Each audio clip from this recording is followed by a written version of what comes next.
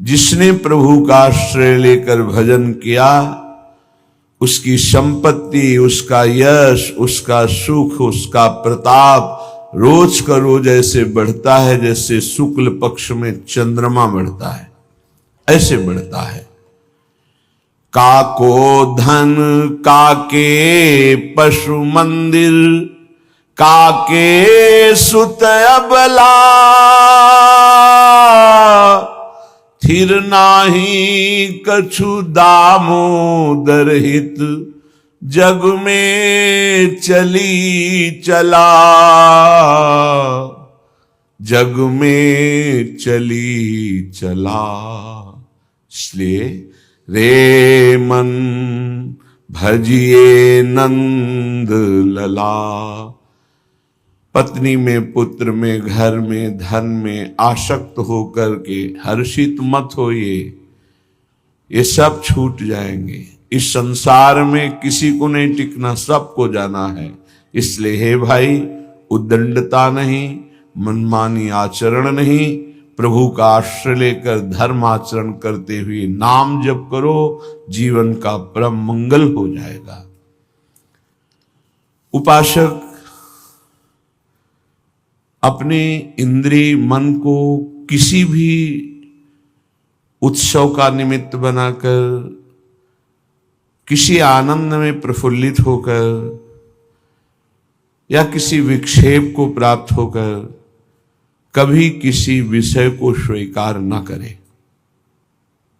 बहुत ध्यान से सुनना, एक दिन की छूट तुम्हारे जीवन भर के लिए वो संस्कार रूप में फांसी बन जाएगी। ऐसी जगह आपको फंसा देगी, निकलना मुश्किल हो जाएगा। फंसना सहज है, निकलना मुश्किल है। हर भोग एक विशाल अथाह दलदल है, धंसते चले जाओगे, निकलना कठिन है। इस बात को दिमाग में चाहे लिख लो या डायरी पे लिख लो। हर भोग माया का ऐसा दलदल है कि जो इसमें एक बार चखने के लिए कूदा, वो धंसता चला गया। गुरु कृपा, हरि कृपा निकाल ले तो निकाल ले, या निकला हुआ महापुरुष निकाल ले, अन्यथा वो उसमें डूब ही जाता है। ऐसा दलदल है। जिसे वृंदावन धाम का आश्रय मिला, राधा नाम जपने को मिला, रसिकों का संग मिला, मानो प्रभु हमें बुला रहे हैं संसार चक्र से दूर करके अपने निज लीला रसास्वादन के लिए, लीला पात्र बनाने के लिए ये सब संयोग बैठा है। श्रीपाद कह रहे हैं, ऐसा वृंदावन जहां अत्युत्कृष्टे सकल विधया, श्रील वृंदावनेस्मिन् दोषान् दृष्टान् निजहत दृशा, वास्तवान् ये वदन्ति तादृक् मूढ़ा हरिहरि मम प्राण बाधेप्य दृश्याः, संभाव्याव कथमपि नहीं प्राय सर्वस्य हास्याः। हे भाई, तुम्हें यदि वृंदावन वास मिल गया है या आश्रय मिल गया है, आप 2-4 दिन के लिए ही वृंदावन को आए हैं, तो आप अपने भाग्य को सौभाग्य में बदलें, दुर्भाग्य में नहीं। यहां दोनों काम हो जाएंगे। आपका भाग्य सद्भाग्य में बदल जाएगा, और अगर आप सावधान हुए तो आपका भाग्य दुर्भाग्य में बदल जाएगा। बहुत पावर है, बहुत पावर है। जीव ही आप असत वृत्ति करेंगे तो वही पावर आपको असत की तरफ बढ़ा देगा। ध्यान रखना, भगवान की छाती से धर्म का प्रादुर्भाव हुआ है, भगवान की पीठ से अधर्म का, और दोनों भगवान से ही प्रकट हुए, धर्म और अधर्म, और दोनों सामर्थ्यशाली हैं। पीठ जो भगवान से विमुख हैं उनके ऊपर अधर्म का और जो भगवान के सन्मुख है उनके ऊपर धर्म का प्रभाव पड़ता रहता है। तो सीधा हम वृंदावन आ गए, लेकिन दुर्भाग्य की रचना कर डाली। क्या? यहां के वासियों की निंदा करने लगे। कल एक महात्मा पधारे थे, तो उन्होंने कहा कि हम बहुत अंदर से परेशान हैं, हमारा भजन नष्ट हो गया। कई दिन हो गए, अगर 1 2 3 दिन तक भजन में बाधा पड़ रही तो भोजन का प्रभाव है, और इसके आगे अगर बढ़ गया तो फिर वैष्णव अपराध पक्का। दूसरा कोई और तो छोटी मोटी बातें सब भस्म हो जाती भजन करने वाले की। पहली बात, भोजन अशुद्ध हुआ तो 2-3 दिन, तो उनका नहीं तो बहुत लंबे समय से उनका वैष्णव अपराध। बोले हाँ, हमको भी आभास होता है। तो ऐसा यहां श्रीपाद कह रहे हैं, श्रील वृंदावनेस्मिन दोषान दृष्टान निज हत दृशा। वो अपना नाश करने का, दुर्भाग्य लिखने का कार्य शुरू कर दिया। क्या? वृंदावन के वासी में दृष्ट दोष देखना, वर्तमान में जो दोष दिखाई दे रहे हैं। बोले है दोषी इसलिए देखता हूं। नहीं, देखो वह श्री जी का कृपा पात्र है, आज नहीं तो कल वो महापुरुष बन जाएगा। अर्थात जो महापुरुषों की गति वो उसे प्राप्त हो जाएगी। वो धामवासी है, प्रियाजू ने स्वीकार किया है। आपका क्या अधिकार है कि आप उस पर दोष दर्शन करें? तो कह रहे हैं जो वृंदावन धाम में वास करते हैं उनके दृष्ट दोषों को दिखाई दे रहा है। ऐसा नहीं कि नहीं दिखाई दे रहा, आप आरोप लगा रहे हैं, दिखाई दे रहा है। दृष्ट दोषों को सत्य मान करके वर्णन करते हैं, उनकी निंदा करते हैं, तो आपका भाग्य दुर्भाग्य में बदल जाएगा। यदि आप ये विचार करके कि श्री जी के लाड़िले हैं, इनकी बाहरी बात है पर इनके ऊपर बहुत कृपा है, आज नहीं तो कल ये सब सुधर जाएंगे क्योंकि लाडली जी के कृपा पात्र हैं, बात बन गई। ऐसे मूर्ख लोग अपना संकट स्वयं चयन कर लेते हैं। जो दूसरों की, वृंदावनवासी की दोष दृष्टि से निंदा आदि करते हैं, बहुत निकृष्ट बात है, इसे कभी स्वीकार न करें। सच्ची कहते हैं, देखो अपने सब पावन भूमि में बैठे हैं, निंदा तो अपनी करनी चाहिए। अंदर से देखो, ईमानदारी से देखो, जो हमारे अंदर कूड़ा करकट है इसकी निंदा करनी चाहिए कि मैं बहुत नीच हूं, हम पर इतनी कृपा है लाडली जी की, इतना दुलार कर रहे हो, हम उनकी दुलार को ठुकराए चले जा रहे हैं। वो कह रहे हैं दाहिने चलो, हम बाएं बढ़ते चले जा रहे हैं, पर वो कृपा ही करती जा रहे हैं। हम कभी एकांत में बैठकर नहीं रोए मैं कितना नीच अपराधी हूं कि अपने इतने करुणा में स्वामी का विरोध कर रहा हूं, उनके विरुद्ध चल रहा हूं, जबकि प्रतिकूल से विसर्जनम, बिल्कुल विसर्जन कर देना, आज के बाद कोई गलती नहीं होगी।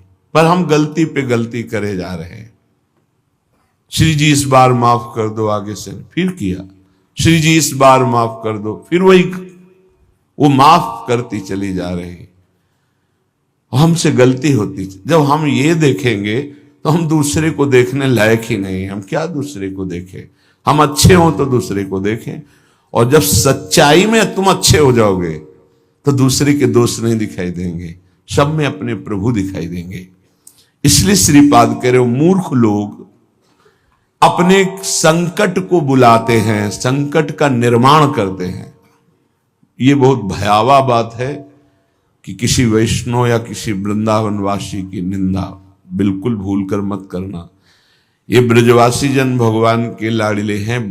देवराज इंद्र को भ्रम हो गया, घुटनों पे आ गए, तब भगवान ने क्षमा किया। जाओ, त्रिभुवनपति घुटनों पे बैठे थे इसी रज में। ये जो गोविंद कुंड है ना, घुटनों के पर थे, नाथ क्षमा कर दो, जाओ। ऐसा अहंकार मत करो कि तुम्हारे द्वारा पूरी सृष्टि चल रही है। ये ब्रजवासी हमारे प्राण हैं, अगर इनको कोई संकट तो फिर हम उसको महासंकट में डाल देंगे। हमारे ब्रजवासियों को कोई ना छेड़े। भगवान कह रहे मेरे प्राण हैं ब्रजवासी जन। देवराज इंद्र से ज्यादा नाराज नहीं हुए। कारण जानते हो?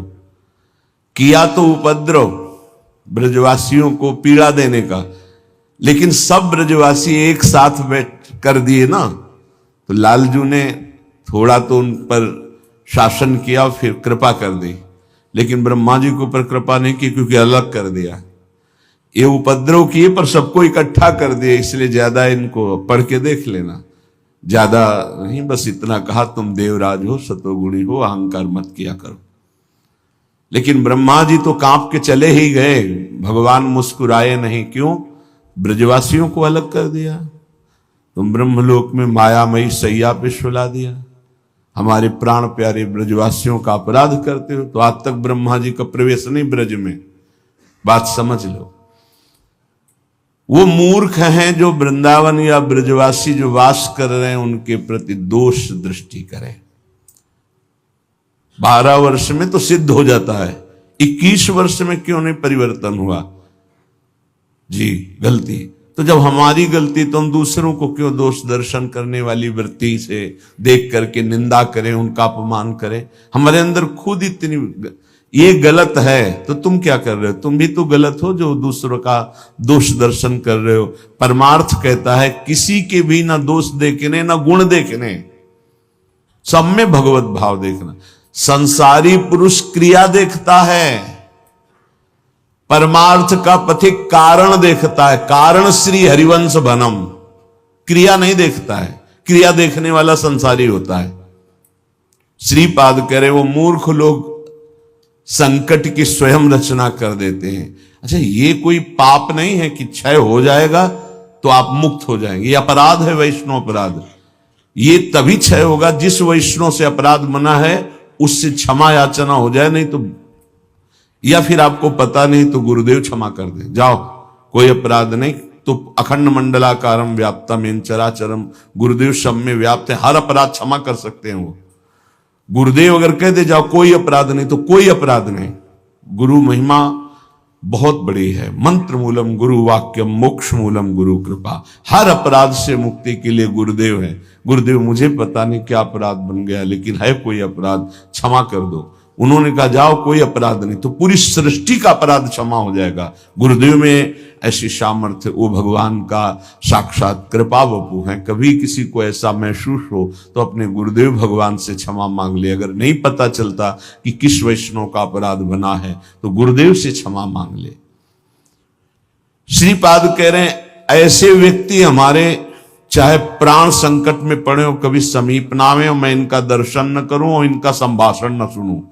जो संतों की, ब्रजवासियों की, वैष्णवों की, भगवत भक्तों की निंदा करते हैं, ऐसे लोग हमारी दृष्टि में ना आवे, कभी हमारे कान में इनकी आवाज ना पड़े, और कभी प्राण संकट होने पर भी मैं इनकी सेवा स्वीकार ना करूं। क्योंकि ऐसे लोगों का विषय सेवन करना, दिया हुआ भोजन पाना, या उनके पास बैठना, या उनकी दर्शन करना, इस सारे साधन को हास्यास्पद बना देते हैं। उपहास योग, अर्थात कुछ नहीं रह जाता जो ऐसे लोगों का संग करता है। अपराध नहीं, निंदा नहीं होनी चाहिए, बहुत सावधान। पूज्य श्री चंद्रशेखर बाबा जी महाराज वो कहते थे कि ब्रजरज, ब्रजलता और ब्रजवासी, इन तीन से श्रद्धा बिगड़ गई तो बात तुम्हारी बनेगी नहीं। उनके श्रीमुख के शब्द थे कि तुम रेगिस्तान में वास कर लो तो तुम्हारा कल्याण हो सकता है, लेकिन ब्रजवासी, ब्रजरज, ब्रजलता, इनका अपमान अपराध करोगे तो वृंदावन में तुम्हारा कल्याण होने वाला नहीं है। वो डायरी में लिखा हुआ पूज्य चंद्रशेखर बाबा जी महाराज, वे भी 25 वर्ष पहले की बात, प्रारंभ में ही दर्शन के लिए। तो यहां श्रीपाद कह रहे हैं ऐसे मूर्ख लोग अपने संकट का स्वयं निर्माण कर लेते हैं। किसी भी विषय में क्यों ना हो, जो वृंदावन वासियों की निंदा करते हैं उनका मैं दर्शन न करूं, कभी संभाषण न करूं, कभी दिया हुआ कोई पदार्थ या विषय सेवन न करूं। उपासक को सावधान रहना चाहिए। अपना काम बनाने आए हो कि तुम यहां सृष्टि सुधारने आए हो? देखो तुम्हें पक्की बात बता दे, भगवान भी पूरी सृष्टि को नहीं सुधारे। जब अवतार लिया तो जो भगवान की शरण में हुए, सन्मुख हुए, उन्हीं का उद्धार हुआ। ध्यान रखना, चाहे काम से, चाहे द्वेष से, चाहे राग से, चाहे भक्ति से, कैसे भी अवतार के समय जो भगवान से जुड़े वो परम पद को प्राप्त हुए। भगवान के अवतार के समय हम लोग भी होंगे, कीड़ा मकोड़ा, दीमक, चींटी चीटा जो बने होंगे, तो हमारा उद्धार नहीं हुआ। जो सन्मुख हुए, नाम जप किया, उन्हीं का उद्धार हुआ। ये बात पक्की समझ लो। तो भगवान अवतार लेकर के जगत मंगल के लिए आए, पर जो भगवान की शरण में हुए, सन्मुख हुए, उन्हीं का कल्याण हुआ। तो आज भी भगवान हैं, उनका नाम है, उनका रूप है, उनकी लीला है, ये उनका धाम है। जो सन्मुख होंगे, ठीक से चलेंगे, वो भगवान को प्राप्त होंगे। बहुत भय देने वाला प्रसंग है आगे का। महाप्रभु चैतन्य देव श्री रघुनाथ दास गोस्वामी जी के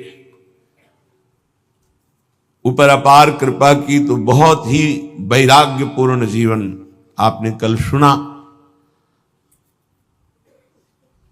ये भगवान ऋषभ देव जी अपने पुत्रों को उपदेश कर रहे हैं। उसी श्लोक को महाप्रभु ने कहा कि गुरुर्न स्यात् स्वजनो न स्यात्, पिता न स्यात्, जननी न स्यात्, दैवं न तत्स्यान्न पतिश्च सास्यान्, न मोचयेद्यः समुपेत मृत्युम। वो गुरु गुरु नहीं है जो अपने शिष्य को भगवत प्राप्ति न करा दे, मृत्यु के पास से छुड़ाकर अमर पद न प्रदान कर दे। वो गुरु गुरु नहीं। गुरु न स्यात्, वो कैसा गुरु जो अपने शिष्य को भगवत प्राप्ति न करा दे। वो कुटुंबी स्वजन स्वजन नहीं है जो भगवान के भजन में ना लगा दे। अगर भगवान का भजन नहीं करने देता तो जाके प्रिय न राम वैदेही तजिए ताहि कोटि बैरी सम जद्यप परम स्नेही। वही कुटुंबी है जो भगवान के भजन में लगा दे। जो भगवान के भजन में विघ्न पैदा कर दे, भगवान में ना लगने दे, वो हमारा कुटुंबी नहीं, वो हमारा स्वजन नहीं, वो हमारा करोड़ों वैरियों के समान है। पिता न स्यात्, वो पिता पिता नहीं है जो मुझे भगवान के मार्ग में ना बढ़ाए, बढ़ने से रोक दे। वो पिता पिता नहीं। ये बड़ी उत्तम उपदेश वृत्ति भगवान ईश्वर। वही पिता है जो अपने पुत्र को भगवत प्राप्ति करा दे। स्यात् जननी, वही मां है जो भगवान के चरणारविंद में अपने पुत्र की वृत्ति बढ़ावे। लेकिन आजकल तो माता पिता बालक को वही सिखाते हैं जिससे उदर भर जाए। 3 बातें, पेट भर जाए, अच्छे कपड़े पहन लो, खूब भोग भोगने को मिले, यही शिक्षा है। इतने केवल लक्ष्य है। कह रहे स्यात् जननी न स्यात्, वो पिता नहीं, वो माता नहीं जो भगवान की प्राप्ति कराने का उपदेश न करे, नाम जपने का उपदेश न करे, वो नहीं है माता पिता। दैवम न तत्स्यान्न, यद्यपि दैव बड़ा माना जाता है, पर वो दैव किस काम का जो हमें भगवान का भजन ना करने दे, विमुख कर दे। और सही बतावें, दैव कुछ है ही नहीं, हमारे कर्म ही हमारे दैव हैं। मानव जीवन मिला है इस दैव दैव वाली बात को व्यर्थ कर देने के लिए। भजन करो इतना डट के, हर प्रारब्ध क्षीण हो जाए, हर कर्म भस्म हो जाए। दैव दैव आलसी पुकारा, खूब नाम जप करो। कह रहे वो पाणी ग्रहण करने वाला पति पति नहीं है जो श्री कृष्ण की प्राप्ति करने में बाधा पहुंचा दे। जो श्री कृष्ण की प्राप्ति कराने का सहयोग दे वही पति है। जो संसार से मेरे को मुक्त करेगा वही गुरु, वही पिता, वही माता, वही भाई, वही स्वजन, वही पति, वही संबंधी, अन्यथा नहीं। बहुत हृदय संभाल करके अब सुनिएगा। निष्किंचनस्य भगवद भजनोन्मुखस्य पारं परम जिगमिशोर भवसागरस्य संदर्शनम विषयिणामथ योषितांच हा हंत हंत विषभक्षण मतोप्य साधु। ए साधु विरक्त, बहुत खेद और दुख की बात कि यदि संसार रूपी समुद्र से पार जाने के लिए तुमने विरक्त भेष ले लिया, वैराग्य भेष ले लिया और विषयी पुरुषों का संग करते हो और विषयी स्त्रियों का संग करते हो, तो इससे अच्छा है कि जहर खा के अपनी शरीर की वृत्ति पूरी कर देनी चाहिए। हा हंत हंत विष भक्षण तो पिशादो। दूसरा भाव कि इससे अच्छा तो जहर है कि बहुत से बहुत शरीर ही छूटेगा, लेकिन ये विषय तो अनेक जन्मों तक तुम्हें नरक पहुंचा देगा। सचमुच सचमुच भगवान की भक्ति निष्किंचन ज्ञाननिष्ठ वैराग्यनिष्ठ जो है वही पूर्ण रूप से कर पाते हैं। जब कोई भगवान के मार्ग में चलता है तो ये 3 खाइयां होती जहां उसको माया गिराती है। पहली खाई है कंचन, वित्त तृष्णा, रुपया पैसा का संग्रह करना। ये देखा है, समझ नहीं पाया जाता और धोखा हो जाता है। थोड़े थोड़े रुपया संचय करते हुए पधार गए, वो रुपए विषयी पुरुषों ने प्रयोग किए। बड़े बड़े चरित्र देखे हैं, स्वयं कभी खर्चा नहीं किया, संतों की सेवा में नहीं लगाया, समाज की सेवा में नहीं लगाया, बड़े बड़े बॉक्सों में बंद करके रख के और पधार कर चले गए। बाद में उनके परिवार के जनों ने अधिकार कर लिया। बहुत बड़ी गलती हुई।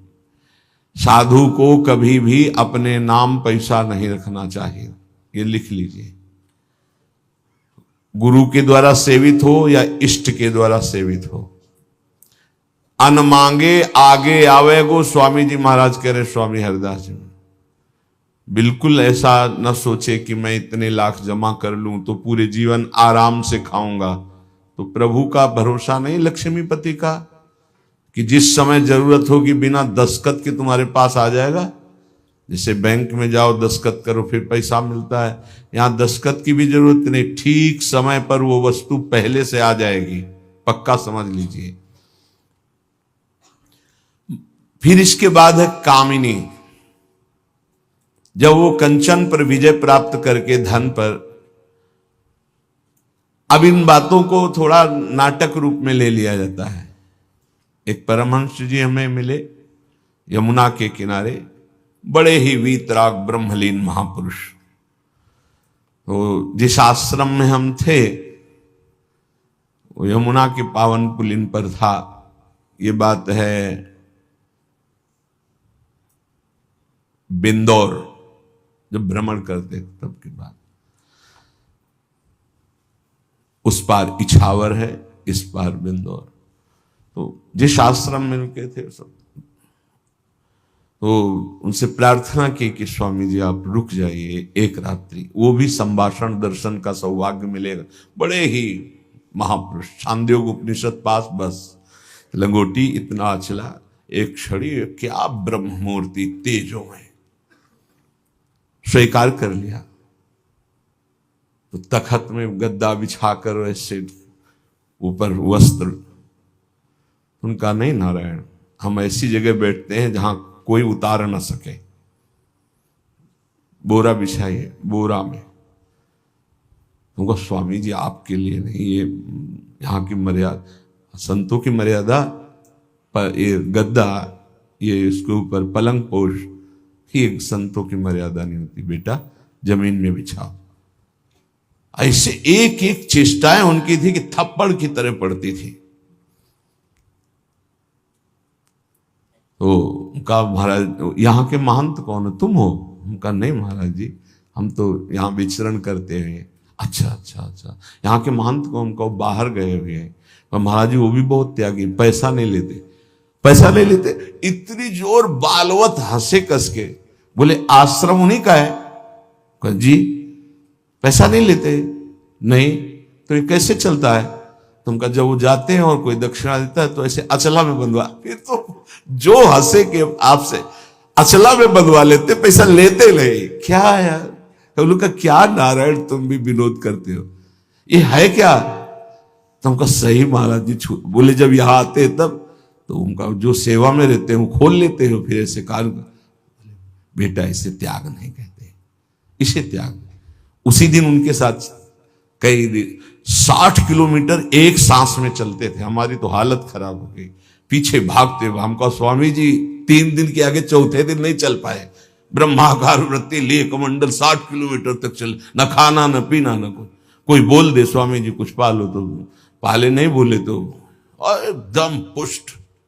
क्या उनका स्वरूप उन्होंने बता, जो 3 दिन साथ रहे तो वैराग्य क्या क्या स्वरूप है, स्वरूप का क्या बोध है, कैसी अद्भुत उनकी ज्ञान निष्ठा। कैसा महापुरुषों का अगर एक क्षण भी संग मिल जाए तो जीवन का रंग बदल जाता है। 1 रुपया पास रहे और कभी भी किसी नगर में भिक्षावृत्ति नहीं करना, आकाश वृत्ति से जहां चल रहे हैं वो का भारत की समस्त नदियों की 2-2 बार परिक्रमा हो गई। ऐसे महापुरुष। तो कंचन और कामिनी, कामिनी का तात्पर्य हर इंद्रिय संयोग से है और विशेषतर जनेन्द्रिय के संयोग से है। जब साधक क्रॉस करना चाहता है माया को, कंचन को क्रॉस कर गया तो फिर कामिनी का आकर्षण, जिस कोटि का महात्मा होता है, साधक होता है, जिस कोटि का, अगर वो मृत्यु लोक की किसी कामिनी से परास्त हो सकता है तो उसे भेज दिया जाएगा, नहीं तो फिर स्वर्गलोक और नहीं तो फिर ब्रह्मलोक। और जब यहां से लेकर ब्रह्मलोक तक के भोग उसे परास्त नहीं कर पाते तब रिद्धियां सिद्धियां, इसके बाद भगवत प्राप्ति। एक परीक्षा का क्रम है। फिर तीसरा है कीर्ति, मतलब पहले में ही जैसे 1 लाख चले तो पहले में ही बहुत मार के गिरा दिए गए कंचन में, फिर कुछ बचे तो कामिनी में, फिर जो बचे तो कीर्ति में। जो कामिनी कंचन कीर्ति तीनों को पार कर गया, तभी वो कहा गया को एक पाव भगति जिमि मोरी वृष्टि शारदी कहूं कहूं थोरी। जैसे शरद में कहीं कहीं वर्षा होती है, ऐसे कोई बिरला मेरा भक्ति को प्राप्त, वही बिरला जो इन 3 पर विजय प्राप्त कर लेता है। इनमें ऐसे सुखों का आकर्षण ब्रह्मा जी ने रखा है, कामिनी कंचन कीर्ति, कि ऐसा लगता है तो भगवान तो मिल ही जाएंगे। देख लेते हैं, कंचन तजना सहज है, सहज तिया का नेह, मान बड़ाई ईर्ष्या दुर्लभ तजनाए। आगे जो मान बड़ाई बहुत बड़ी मंजिल अच्छे अच्छे साधकों को गिरा देती है। चलन चलन सब कोई कहे, बिरला पहुंचे कोई। एक कंचन एक कामिनी दुर्लभ घाटी, 2 मार के गिरा दिया गया। एक कंचन एक कामिनी, ये लांबी तलवार आए थे हरिभजन को बीचे देने का। ये घाटियां वही नहीं पार कर पाता जो भगवत प्राप्त महापुरुषों का आश्रय नहीं लिए। यदि भगवत प्राप्त संतों का आश्रय लिए तो आराम से पार हो जाएगा। पता ही नहीं चलेगा कि घाटियां पार हो गए हम, पता ही नहीं चलेगा। त्याग और वैराग्य का यही स्वरूप है कि इन तीनों से बचे। कंचन कामिनी प्रणाम नमस्कार प्रतिष्ठा कीर्ति, इनसे बचे। महाप्रभु चैतन्य देव सदैव कड़ी दृष्टि रखते थे अपने जनों पर कि कभी इन तीनों का कहीं कोई भी आकर्षण ना हो जाए।